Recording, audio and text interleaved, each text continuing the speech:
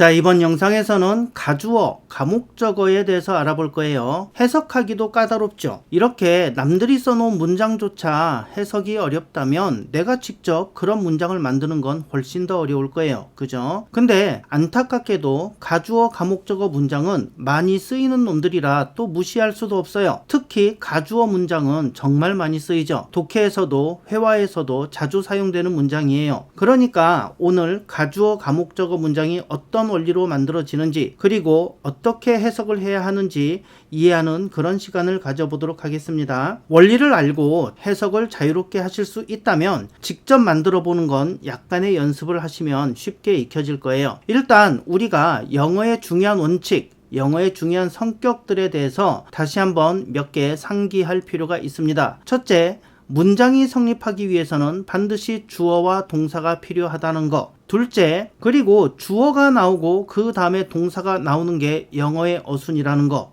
이걸 다시 말하면 본동사를 찾았다. 그러면 그 앞에 주어 자리고 주어는 꼭 있어야 된다는 거. 세 번째, 두 단어 이상이 뭉쳐서 길어지는 놈들 영어에서는 싫어한다는 거. 그래서 확 뒤로 보내버린다는 거.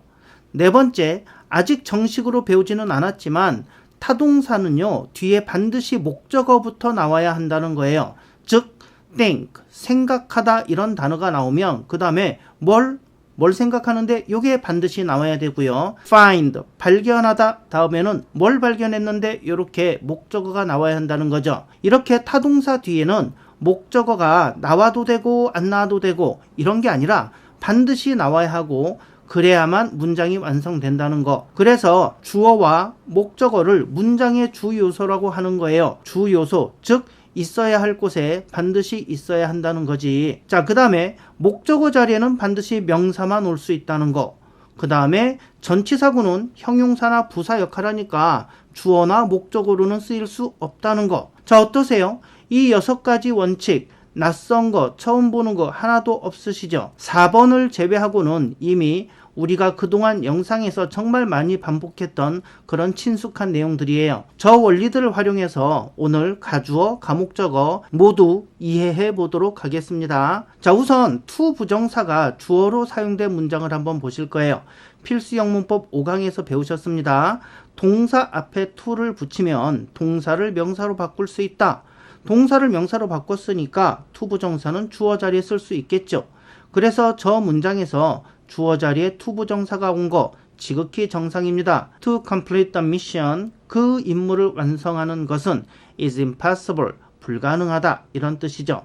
자, 이렇게 쓰셔도 당연히 맞는 문장입니다. 맞는 문장이고 의사소통에 지장이 없어요. 그런데 주어가 너무 길어. 영어에서는 2단어 이상 되면 길다고 했죠. 게다가 저 주어는 어떻게 분리도 안 돼요. 그냥 고스란히 통째로 한 덩어리예요. 그래서 주어가 길어지는 바람에 약간 앞부분이 어수선해졌어요. 그래서 좀 더 정돈되고 깔끔한 문장으로 바꿔보도록 하겠습니다. 영어의 특징, 긴 건 뒤로 보내라. 이걸 그대로 활용하는 거예요. 그래서 저 기다란 주어를 맨 뒤로 밀어버릴게요. 그러면 삐리릭 is impossible to complete the mission 이렇게 될 거예요. 저 빈칸에 원래 주어가 있었는데 뒤로 이동한 거죠. 사실은 너무 길어서 쫓겨난 거예요. 앞부분이 길어 정신 사나워 이거거든. 근데 이렇게 그냥 두면 안 돼요. 왜냐하면 본동사 is가 있고 is 앞에 주어 자리가 비었잖아요. 영어에서는 주어 자리는 절대로 비우면 안 되는 겁니다. 그래서 저 주어 자리를 채워줄 바지 주어가 필요해요. 왜 회사도 그런 회사들 있잖아요. 주로 특히 사기치는 회사들이 많이 쓰는 방법인데 진짜 사장은 뒤로 물러나 있고 가짜 사장을 내세워서 사기치는 회사들. 이런 가짜 사장을 바지 사장이라고 하죠. 그래서 여기서도 진짜 주어, 원래 주어, 진 주어는 뒤로 보내놓고 비워있는 주어 자리는 반드시 채워야 되니까 바지 주어를 갖다 놔야 하는 거예요. 근데 그걸 영문법에서는 바지 주어라고 안 부르고 가짜 주어, 즉 가주어라고 부르는 것 뿐입니다. 자, 그래서 어쨌든 바지 주어, 바지 사장 요 놈이 필요하니까 채용 광고를 냈어요. 이렇게 채용 공고, 직책, 바지 주어, 가주어, 연봉 5억, 오 연봉 세죠? 자격, 대명사, 지원 자격은 대명사만 올 수 있는 거예요. 왜냐하면 주어로 사용된 명사가 뒤로 이동을 했고 이 명사 대신에 주어 자리를 메꿔줘야 되니까 명사 대신에 쓰이는 품사, 즉 대명사 요 놈만 지원 자격이 되는 거예요. 자, 근데 인칭 대명사는 사람을 대신해서 쓰는 건데 저 쫓겨난 주어는 지금 사람이 아니죠. 그래서 인칭 대명사는 탈락. 결국 후보자가 3명으로 좁혀졌어요. this, that, it 이렇게 저 3명 중에 한 명을 바지주어, 즉 가주어로 채용해야 하는 겁니다. 어떤 놈이 뽑혔을까? 그쵸. 여러분들이 아시다시피 it 요 놈이 뽑혔어요. 만장일치로 it 요 놈이 뽑혔어요. 근데 왜 얘가 뽑혔을까? it 요 놈이 뽑힌 이유가 뭘까요? 이유는 아주 간단해요. 짧아서 this, that 네 글자, it 두 글자 젤로 짧잖아. 긴 놈이 지겨워서 정신 사나워서 뒤로 쫓아보냈으니까 당연히 가장 짧은 놈이 좋은 점수를 받았겠죠. 긴 거 싫다 이 말은 짧은 놈이 좋다 이런 의미도 되니까 그죠? 그래서 it 요 놈이 뽑혔고 얘가 주어 자리에 가서 일을 하게 된 거예요. 결국 it is impossible to complete the mission 이렇게 된 거예요. 자, 가주어가 왜 생겨났는지 이제 이해가 되시죠? 주어가 너무 길어. 길면 기차가 아니라 길면 정신 사나워. 그래서 뒤로 보내고 뒤로 보내는 바람에 비어있는 주어 자리를 채우기 위해서 간결하게 it 가주어 요 놈을 써서 문장을 정돈한 거예요. 깔끔하게. 근데 문제는 이게 원어민들한테는 깔끔한 문장인데 우리한테는 별로 깔끔하게 느껴지질 않는다는 거예요. 해석이 좀 까탈스럽거든. 저렇게 가주어 문장을 써놓고 선생님들이 대부분 요 순서로 해석을 하라 그러거든. 요렇게 주어를 먼저 해석하고 그 다음에 동사를 해석하는 게 정상적인 어순 해석인데 진짜 주어가 뒤로 갔으니까 진주어를 1번으로 해석하고 그 다음에 impossible 해석하고 그 다음에 비동사를 해석해라 이렇게 가르치는 분들이 정말 많거든요. 근데 여러분들은 이렇게 해석하는 게 납득이 되세요? 원어민들은 저 문장 다 듣고 나서 잠깐 기다려봐 그러면서 머릿속으로 저렇게 순서를 재정립해서 해석을 할까? 당연히 그럴 리가 없죠. 여러분들이 지금 한국어로 대화하실 때 지금 제가 한국어로 하는 이 영상을 보시면서 제가 말하는 그 순서대로 바로 듣고 바로 이해하시잖아요. 읽고 해석하는 것도 마찬가지고 바로 듣고 바로 해석하시잖아요. 제가 어떤 한 문장을 말했으면 여러분들이 잠깐 멈춰놓고 가만히 있어봐. 요 문장을 이렇게 해석했다가 저쪽부터 해석했다가 이렇게 순서를 바꿔가면서 해석을 하시진 않잖아요.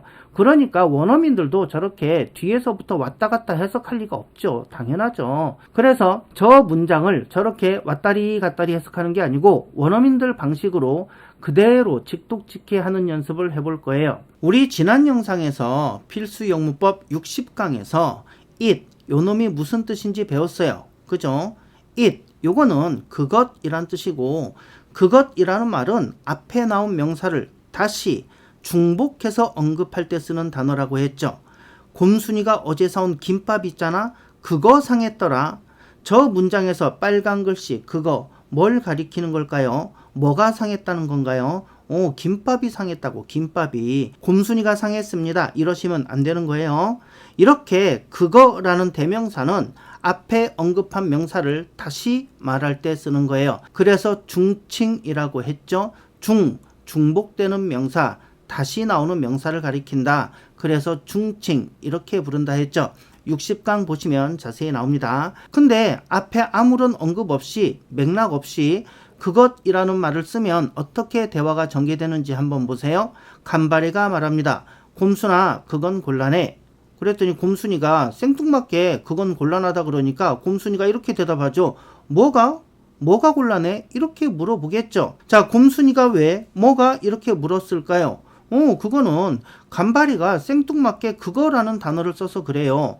그거라는 단어는 앞에 어떤 명사를 먼저 말하고 그 명사를 다시 지칭할 때 쓰는 말인데 아무 맥락도 없이 간발애가 그건 곤란해 이래버렸거든요. 그러니까 당연히 곰순이는 그게 뭔지 알 수가 없어요. 그래서 뭐가 곤란해? 이렇게 물어보는 거예요. 아주 자연스러운 반응이죠. 이건 뭐 사실 공부할 필요도 없죠. 우리가 이렇게 대화를 이미 하고 있어요. 너무나도 당연한 언어 논리입니다. 그죠? 자, 이 연습을 저랑 한번 지금 해보실게요. 제가 그거, 그놈, 즉 영어로 바꾸면 it, 여기에 해당하는 단어를 써서 여러분들과 대화를 할 건데 그게 뭔지 알겠으면 그래 이렇게 대답하시면 되고요. 그게 뭔지 모르시겠으면 뭐가, 뭘 이렇게 대답하시면 됩니다. 아시겠죠? 자, 그냥 저랑 자연스럽게 대화하신다 생각하시고 평상시 대화처럼 하시면 됩니다. 한국어 대화니까 겁먹지 마세요. 자, 그럼 한번 해볼까요? 여러분, 제가 고양이를 한 마리 어제 주었는데요. 그놈 정말 귀여워요. 자, 여러분들은 어떤 걸 선택하셔야 되나요? 그래? 이게 맞을까? 뭐가? 이게 맞을까? 그쵸, 당연히 그래? 그놈 귀여워? 뭐 이런 식으로 선택을 하셔야죠. 자, 여기서 그놈, 이거 뭘 말하죠? 뭐가 귀엽다는 거예요? 그쵸, 고양이. 앞에 언급했잖아, 고양이 주었다고. 근데 그게 귀엽다고. 앞에 이렇게 언급했으니까 그놈, 그거 뭔지 쉽게 알 수 있어요. 근데 여기서 뭐가 이러시면 제가 섭해요. 왜냐하면 제 말을 안 들으셨다는 거니까. 제가 분명히 어제 고양이 주었는데요. 그놈 참 귀여워요. 이렇게 말을 했는데 여러분들이 뭐가? 어쨌다고? 이래버리시면 제가 섭하죠. 제 말 집중해서 안 들으시고 딴 생각하셨다는 증거잖아요. 자, 그 다음 또 한번 해볼까요? 여러분, 그건 정말 누구에게나 공통적인 현상입니다. 그거라는 말을 제가 또 썼죠. 여러분 이때 어떻게 대답하셔야 돼요? 자, 그래? 이러셔야 될까? 뭐가? 그게 뭔데? 이렇게 물어보셔야 될까요? 그쵸? 뭐가 공통적이야? 그게 뭐야? 이렇게 물어보셔야 돼요. 왜냐면 그게 뭔지 모르니까 물어보셔야죠. 자, 그럼 제가 이렇게 대답을 하겠죠. 아, 그게 뭐냐면 공부에도 잊어먹는 거, 까먹는 거, 그거 누구에게나 공통적인 현상이라고요. 이렇게 제가 보충 설명을 해드릴 거예요. 대화가 이렇게 전개되는 게 자연스러운 거죠. 그죠? 자, 또 해볼게요. 여러분, 아리가 사실 여자였대요. 그거 알고 계셨어요? 제가 또 그거라는 말을 썼어요. 자, 어떤 대답을 선택하셔야 돼요? 그래? 요게 맞을까? 뭐가? 뭘 알아? 이렇게 말씀을 하셔야 될까? 뭐가 맞을까요? 그쵸? 그래? 이렇게 말씀하셔야 되죠. 여러분, 아리가 사실 여자였대요. 그거, 아리가 사실 여자라는 그 사실 알고 계셨어요? 이렇게 앞에 언급했던 내용을 다시 받아주니까 여기서 그거라는 말이 뭘 가리키는지 우리는 알 수 있거든요. 자, 또 해볼게요. 여러분, 저는 그걸 잘 알아요. 자, 대답 선택해보세요. 어떤 반응이 맞을까? 그래? 이게 맞을까? 뭘 알아? 이게 맞을까? 그쵸? 뭘 알아? 이렇게 반응하셔야 돼요. 너무 당연한 거죠. 제가 생뚱맞게 여러분 저는 그걸 알아요. 이렇게 말을 했거든요. 그게 뭔지 나와 있지가 않단 말이에요. 그죠? 그래서 이것 때문에 독해 원칙 10번이 나오는 거예요. 독해 원칙 10가지 중에 10번이 바로 요 it, 요 놈에 대한 해석법이 독해 원칙 10번이에요. 왜? 워낙 많이 나오니까. 자, 독해 원칙 10번 it 해석하기입니다. it, 요 놈은요, 그것 요렇게 해석하시면 돼요. 그래서 그게 뭔지 알 수 있어? 그냥 넘어가면 되지. 그게 뭔지 알았으니까. 근데 그게 뭔지 모르겠어. 그럼 여러분들은 뭐가? 그게 뭔데? 뭘? 이렇게 되물어 보시면 돼요. 물어보시면 답이 나옵니다. 우리 방금 했던 거예요. 어렵지 않으시죠? 사실 너무 당연한 거예요. 자, my father bought me a computer. I always use it. 저기서 it이 누구를 말하는 걸까요? My father, 우리 아버지께서 bought, 사주셨다. me, 나에게 a computer, 컴퓨터를 사주셨다. I always, 나는 항상 use it, 그것을 쓴다. 뭘 쓴다는 얘기예요? 그쵸, 컴퓨터를 쓴다는 얘기겠지. 그죠? 이렇게 it, 요놈의 정체가 명확하면 그대로 해석하고 넘어가시면 되는 거예요. 왜? it이 뭔지 알았으니까 궁금할 게 없잖아. 그죠? 그럼 이 문장은 어떠세요? It is impossible. 그것은 불가능합니다. 자, 쉽게 해석 가능하시죠? 근데 그게 뭔지 지금 알아요? 몰라요? 나왔어요? 안 나왔어요? 저 노란색 밑줄 친 부분, 그것은 불가능합니다. 이렇게 얘기했을 때 그게 뭔지 지금 우리는 잘 몰라요. 그러면 어떻게 해야 된다고요? 그쵸? 뭐가 불가능하다는 거야? 그게 뭐야? 뭐가? 이렇게 물으시고 그 뒤를 보시면 그게 뭔지 나오는 거예요. 그러니까 it is impossible. 그것은 불가능하다. 그게 불가능하다고? 그게 뭐야? 뭐가 불가능하다는 거야? 아, 뒤에 나오네. to complete the mission. 그 미션을 완수하는 게 불가능하다는 얘기구나. 요렇게 그것, it, 요게 뭔지 모르겠으면 그냥 뭐가? 하고 질문을 던지시면 그게 뭔지 뒤에 제시가 되게 되어 있어요. It is dangerous. 그것은 위험하다. 지금 뭐가 위험한지 구체적으로 안 나왔죠. 그러니까 여러분들은 또 질문을 던지시는 거예요. It is dangerous. 그것은 위험하다. 뭐가? To swim here. 아, 여기서 수영하는 게 위험하다고 이런 얘기예요. 자, 제가 여러분들께 앞뒤 맥락 없이 여러분 그건 위험한 거예요 이렇게 말하면 여러분들은 저에게 뭐라고 대답하셔야 돼요? 응, 알았어. 이게 맞을까? 뭐가? 이게 맞을까? 어떤 게 맞아요? 그쵸. 뭐가? 이렇게 물으셔야 되는 거예요. 뭐가 위험한데? 이렇게 똑같아요. 저 문장에서도 It is dangerous. 그것은 위험합니다. 이렇게 했는데 그게 뭔지 아직 제시가 안 됐잖아. 그래서 그게 뭔지 it, 요게 뭔지 몰라요. 그럼 당연히 질문을 던져야죠. 뭐가 위험한데? 이렇게 질문을 던지면 그 뒤에 그게 뭔지 나온다고. 두드리세요. 그러면 열릴 것이고요. 물어보세요. 그러면 답이 나오는 거예요. 자, 주어 자리엔 that 절도 올 수가 있죠. 그럼 이런 문장도 성립하겠네요. It is true that he dumped Jane. dump라는 단어는 버리다 라는 뜻이죠. 자, 앞부분부터 해석을 해볼게요. It is true. 그것은 사실이다. 쉬운 문장이죠.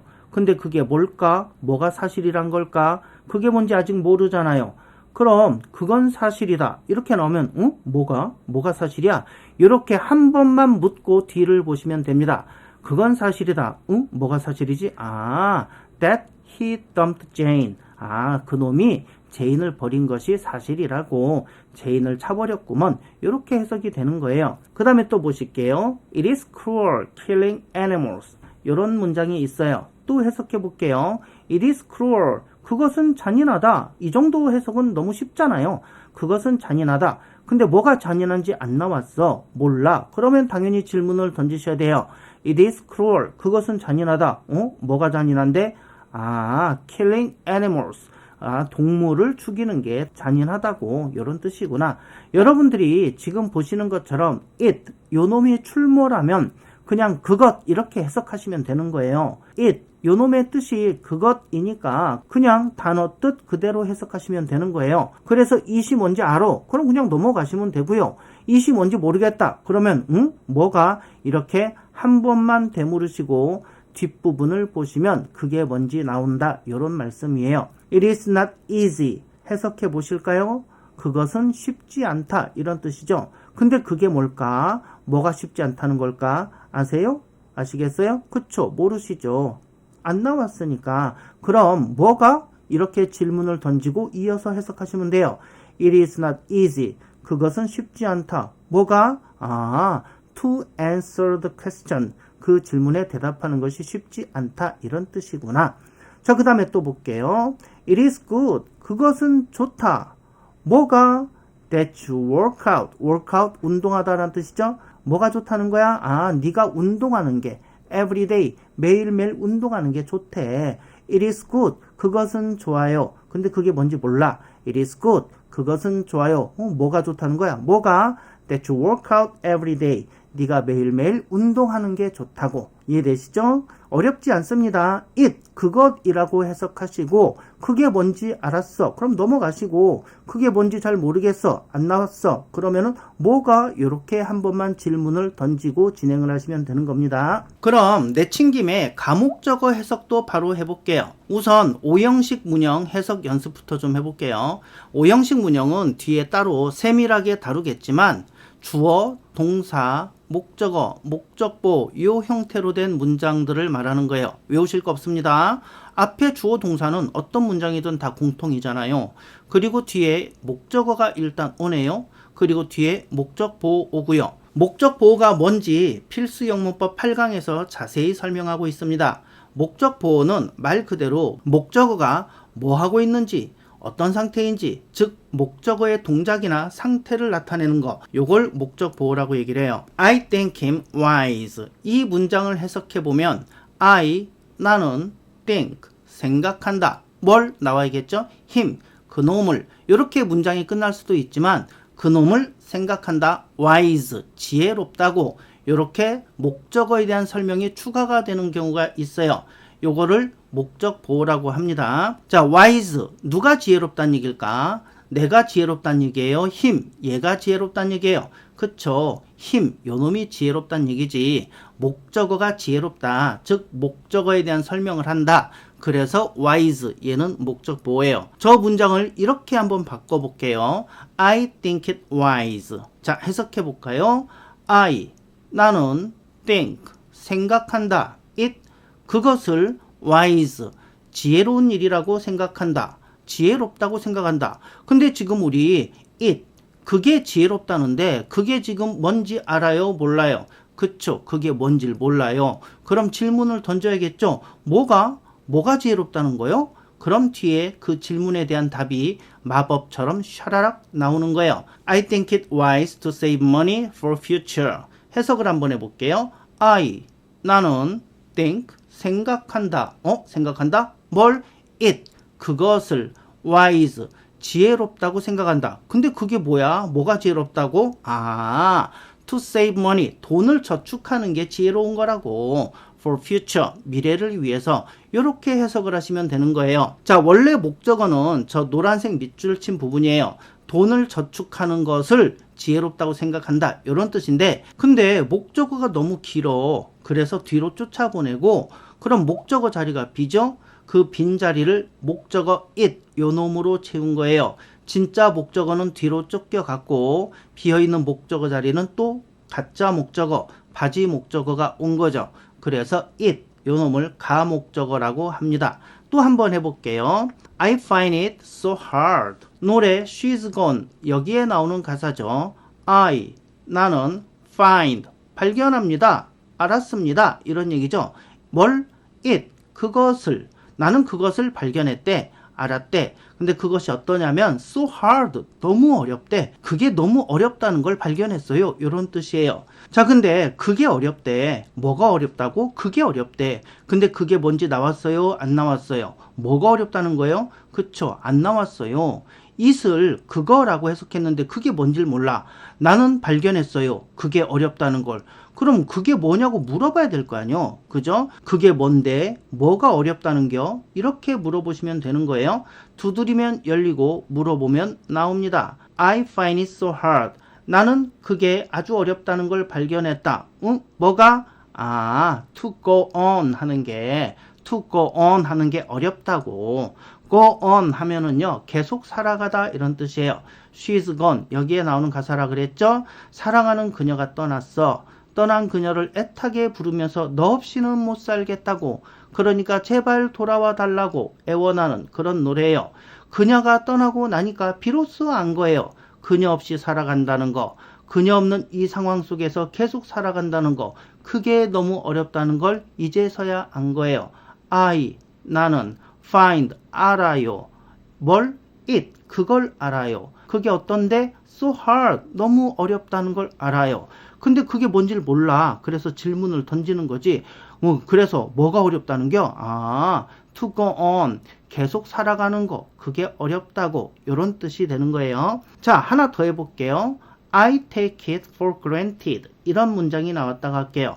여기서 take는요, 여기다, 생각하다, 이런 뜻이에요. 야, 너는 나를 바보로 여기냐? 바보로 생각하냐? 이런 뜻의 take입니다. 그리고 for granted, 얘는요, 당연한, 당연히, 이런 뜻이에요. 원래 전치사 뒤에는 명사가 오는 게 맞죠? 근데 얘는 희한하게도 과거분사, 즉 형용사가 왔어요. 그러니까 문법적으로는 안 맞는 거지. 그래서 관용적인 표현이라고 보시면 됩니다. for sure, 이것도 마찬가지예요. 확실한, 이런 뜻도 되고 확실히, 틀림없이, 이런 뜻인데 역시 전치사 for 다음에 형용사 sure 이놈을 썼어요. 문법적으로 안 맞죠? 관용적인 표현입니다. 이런 걸 가지고 전치사 뒤에는 형용사가 와도 된다, 이렇게 판단하는 건 곤란한 거예요. 그냥 관용적인 표현이에요. 자, for granted, 당연한, 당연히, for sure, 확실한, 확실히, 이런 뜻을 가진 표현이에요. 자, 문법적으로는 안 맞지만 실제로 굉장히 많이 쓰이는 관용적인 전치사구입니다. 그래서 저 문장은 나는 take, 생각한다. 뭘? it, 그것을 어떻다고 생각하냐면 for granted, 당연하다고 생각한다. 결국 나는 그게 당연하다고 생각해. 이런 뜻이에요. 근데 문제는 그게 뭔지 몰라. 뭘 당연하게 생각한다는지 안 나왔어. 그럼 물어봐야죠.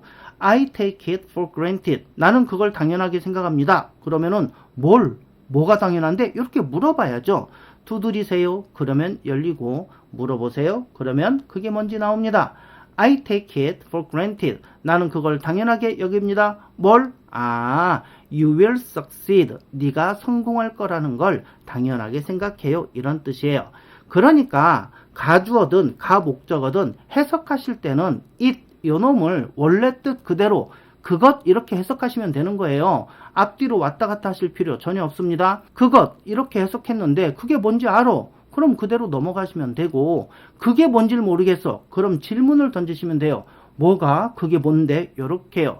그럼 그 뒤에 그게 뭔지 짠 하고 나타나게 되어 있어요. 안 나타나면 안 되거든. 뭔 소린지 모르니까 짠 하고 나타나게 되어 있습니다.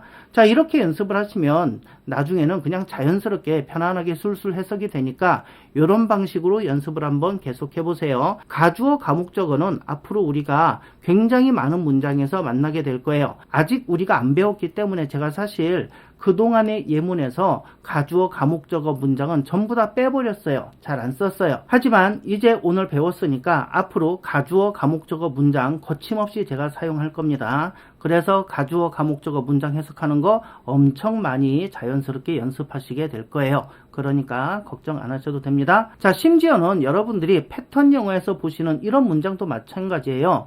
I like it when you smile at me. 이런 문장 많이 보셨을 거예요. 패턴 영어 회화에서 빠지지 않고 나오는 그런 문장이죠. I like it. 나 그게 좋아. 근데 그게 뭔지 모르잖아. 뭐가 좋아? When you smile at me. 네가 날 보고 웃을 때 그게 너무 좋아. 이런 뜻이에요. 자, 이해되셨죠? 자, 지금부터는 시험용 영어예요. 이 가목적어에 관한 내용이 시험에 어떻게 출제되는지 한번 보실게요. 중고등학교 시험, 대학 입시, 그 다음에 그 외 시험에서도 정말 자주 출제되는 그런 문제예요. 한번 풀어보세요.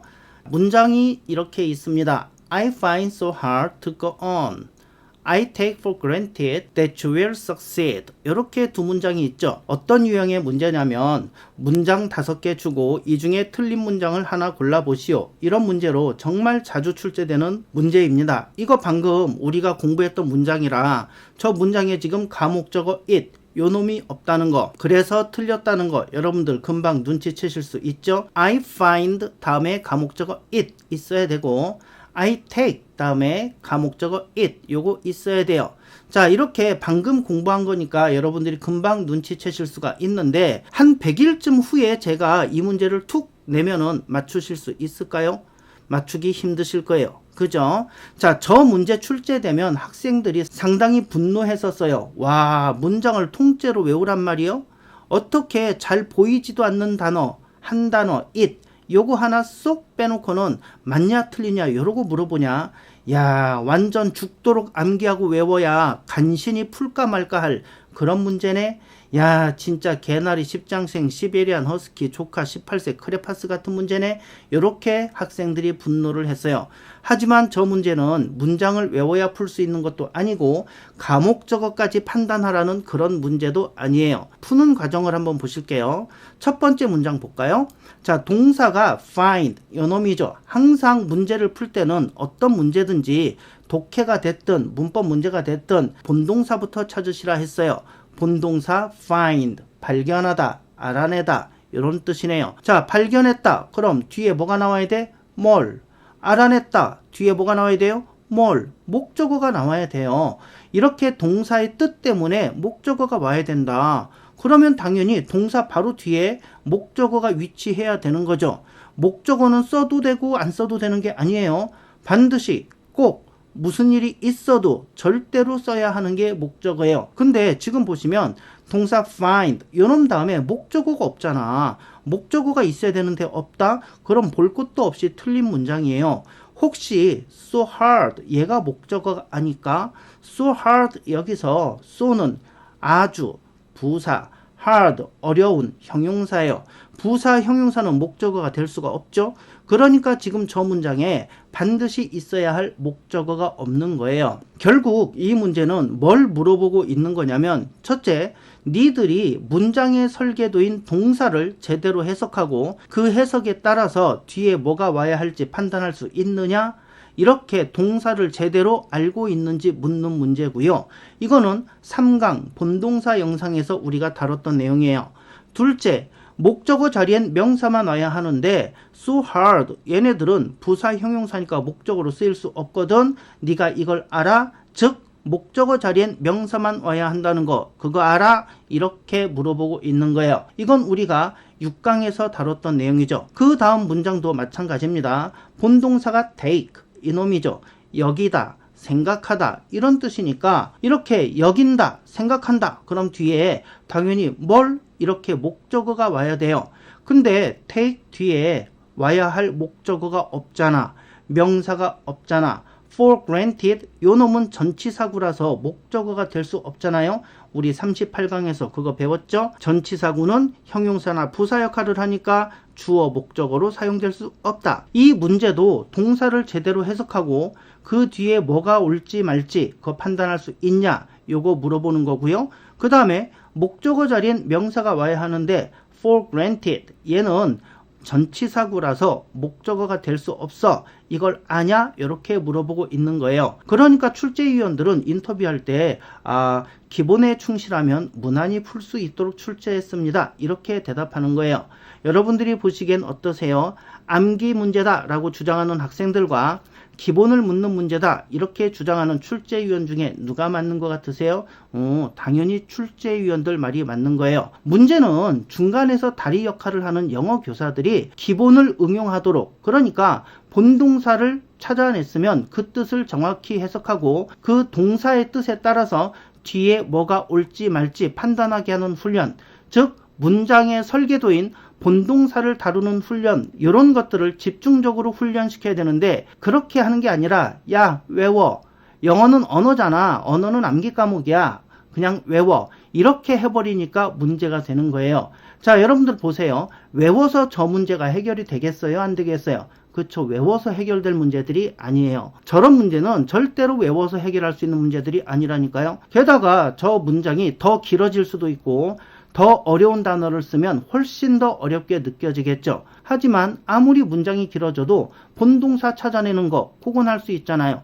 본동사 찾아내고 동사 뒤에 뭐를, 목적어가 와야 되는데 목적어가 없네, 이것만 판단할 수 있으면 쉽게 정확하게 풀 수 있는 문제들입니다. 지금 이 영상을 보시는 학생분들 앞으로 각종 영어 시험 보시면서 최소한 10번 이상 마주치게 될 문제니까 잘 봐두세요. 과목적어 it, 요놈이 있어야 된다 이렇게 외울 것이 아니라 문장의 설계도가 동사구나, 동사 뜻을 정확히 알면 그 뒤에 뭐가 올지 정해지는구나, 이 훈련을 계속 하셔야 돼요. 여러분들이 카페에 하시는 질문의 상당수가 대부분 동사를 잘못 파악한 데서 온다고 했죠.